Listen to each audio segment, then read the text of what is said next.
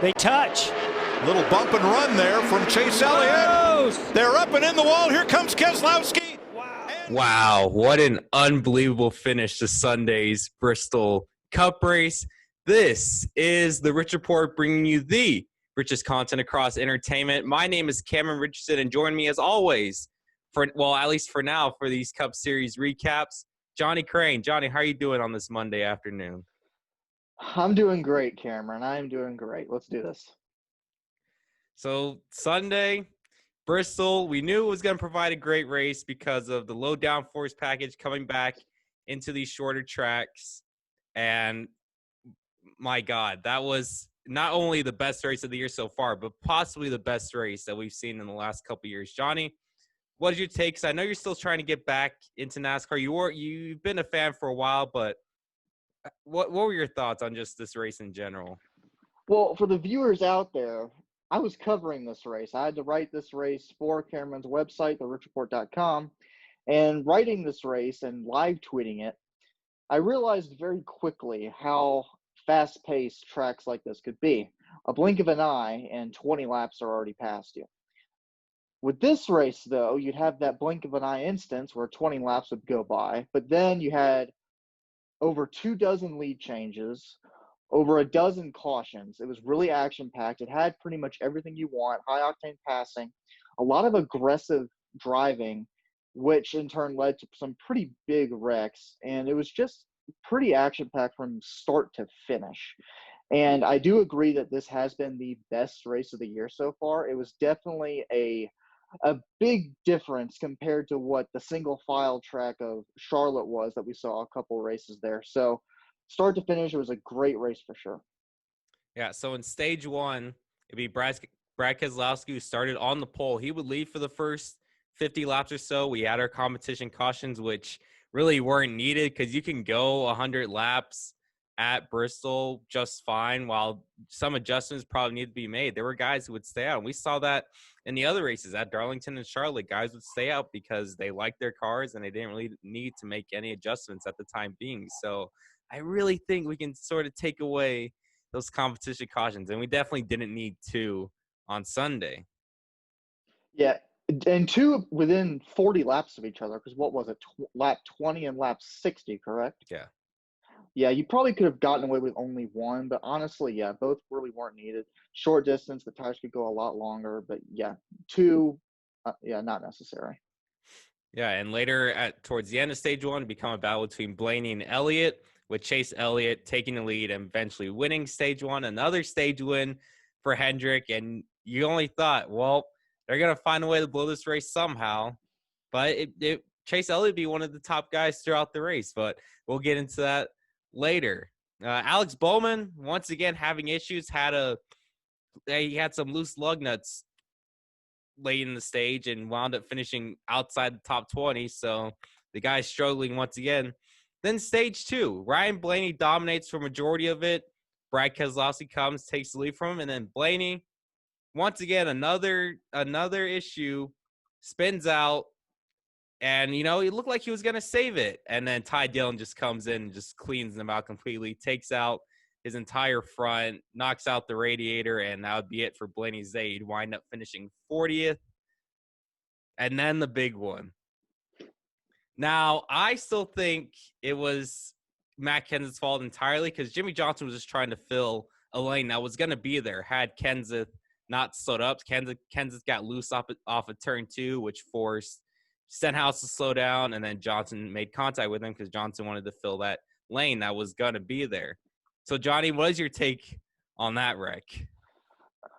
I see both points, and I know that's a pretty cliche. It's a pretty bland thing to say. I do see your side that Johnson was simply filling the lane and that it was Kenseth's fault. However, on the other hand, I do see how Johnson did clip. Who did he clip to cause that huge wreck again? Stenhouse. He did clip him, but whether that was because he was trying to fill a lane or not, and whether Kenseth caused Johnson to clip, it was pretty much, you could see both sides, but no matter what side you see, it was still the big one. Had eight cars were involved, and 4 were done for the day. Who was it? Bowman, Reddick, and Custer, along with Stenhouse. Yeah, so 4. Yeah, we lost two bright up-and-coming rookies in Tyler Reddick and Cole Custer. They were off to they were struggling early on in the beginning, but they could have rebounded the way back in. But, yeah, they couldn't as they were taking on the wreck. And so would Bowman. Bowman, who is still what? Fifth in standings, fifth in driver points. Second in Another race. Another race where he finishes outside the top 10. I believe this is the 7th of 9 now that he's finished outside the top 10. So, I mean, he's got his win, but the guy's going to need to start figuring out soon before we head into the dog days of summer, which will lead right into the playoffs. And then Chase Elliott would go on to win stage 2. Another stage win for Hendrick. I believe that passed him over Bowman, correct? So the first stage went. Yeah, the first stage went tied him with Bowman. The second surpassed him. So what is that, 5 and 4 for them? Correct. And then stage 3 would mostly become a Joe Gibbs versus Hendrick battle for the win. Hamlin and Kyle Busch would exchange leads multiple times. And then Elliott and Johnson would be lurking in the back, 3rd and 4th, waiting to see if they can make them move. And the great part, what I loved about this race specifically is that now it kind of mixed the greats of new Bristol, which is this high line really coming into play. But then we got that old Bristol. If you ever hear old Bristol, that is the one lane on the bottom that in order to make a pass, you're going to have to move someone. And we saw a lot of drivers moving each other, especially in the final stage where things started picking up entirely. If you ever hear old Bristol, that's what they mean, is that lower groove, drivers just moving each other to make that pass and to move up in position. And so you saw the best of both old and new Bristol in Sunday's race. Now, Kevin Harvick, unfortunately, lost his top 10 streak as he was involved in an incident, hit the wall late in the race. Eric Jones was in it as well, I believe. And then we had the second big one with Bubba Wallace.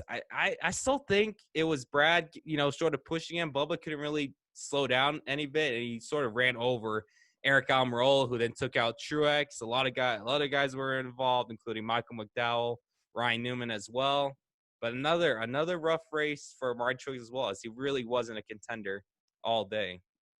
And then we get to 11 to go, where we have this 3-way battle between Hamlin, Elliott, and Logano. Hamlin was sort of running away with it. It might have gotten close late between him and Logano, but with 11 to go, he got loose off of 2, which allowed Logano to pass him and take the lead. Then Elliott comes in, sort of gets Logano loose, forces him up into the wall. Hamlin spins out, and that'd be it for him. He'd finish outside the top 10. And then the final restart. It'd be Chase Elliott and Joey Logano going at it. Now, I want people to remember this, is that Elliott was not going to make it easy on Logano, because if you go back to stage 2, Logano got loose in between turns 1 and 2 and made contact with Elliott. So already, Elliott was already frustrated with Logano for the race, so he wasn't going to give him any leeway. While Logano did pass him clean, Elliott was going to take it right back to him. And with 3 to go, Elliott moves him in turns 1 and 2. That didn't work out. They're side-by-side going down the backstretch, and then going to turns 3 and 4, Elliott just washes up the racetrack, takes out both he and Logano. Brad Keselowski takes advantage, and once again, off a Chase Elliott mistake, Brad Keselowski wins the race. 2 straight Sundays in a row. Johnny, what is your reaction to the crazy, insane final 20 laps we had at Bristol? Well, it's worth noting that Brad Keselowski has come out and said he should go to Vegas and hit the slot machines. It's Christmas Day for him. He knows he got lucky there. 100%. He knows he's got lucky, not only in the Bristol race, but also in the Elliott race. And with the not really wreck, with the wall scraping between Elliott and Logano, hypothetically, there are a lot of ifs, but hypothetically, we could have been looking at potentially 4 straight races where Elliott came out on top over Logano and company. But with the aggression and such that he was trying to do going into those turns and coming back out into the straightaway, that did not happen. It's just covering this race, I was typing it up, and then I saw that, and I had to delete a couple paragraphs because action-packed, it's pretty much, like we already said already, it's pretty much everything you wanted. The lead change, there really wasn't a huge gap between the leader and the drivers behind. there were a couple 2-second leads at some point, but it wasn't the 3, 4, or 5 that we were seeing at Darlington and Charlotte. So that was a really nice sign, which caused a lot more jam-packed drivers together, which in turn would cause stuff like Elliott and Logano to happen. So even though Logano is angry, even though Elliott didn't get that win, even though Keselowski lucked out with a win, this is what makes NASCAR great. And like you said, for someone like myself trying to get back into the sport, this is what gets me back into it. The restarts with 5 to go, 10 to go, etc., and getting those lead changes very, very, very late in the race. It keeps excitement from start to finish. And even though Logano didn't like the result, from the overall perspective, from the fan perspective, and so on, this is good NASCAR. Absolutely. And looking at first off, before we get into the results, after the race, Logano and Elliott talked it out. Frustrated Logano said in his interview with Fox Sports 1 that he needed to demand an apology from Elliott, had to force one out of him instead of just he in his quote said that Elliott was not acting like a man. It was childish. So Elliott's got some heat so far from Kyle Busch and Joey Logano. So it's going to be interesting. The fan favorite getting heat from other drivers, which, I mean, of course, it's no comparison, but that's kind of like Dale Earnhardt. Dale Earnhardt, the fan favorite, but not really a favorite amongst the drivers throughout the field. Could we see, is there a potential Intimidator 2.0 in Chase Elliott now? Might be too early to see, Cameron. However, he definitely has the driving capability. He definitely has the speed. He has the aggression. Maybe. I mean, there's 21 races left this year? There's a lot more. It's like 27. Plenty of time. Yeah, we'll see. So looking at the results, Keselowski with the second win of the year. Clint Bowyer sneaking out a top 5 finish. Johnson, third. Kyle Busch, fourth.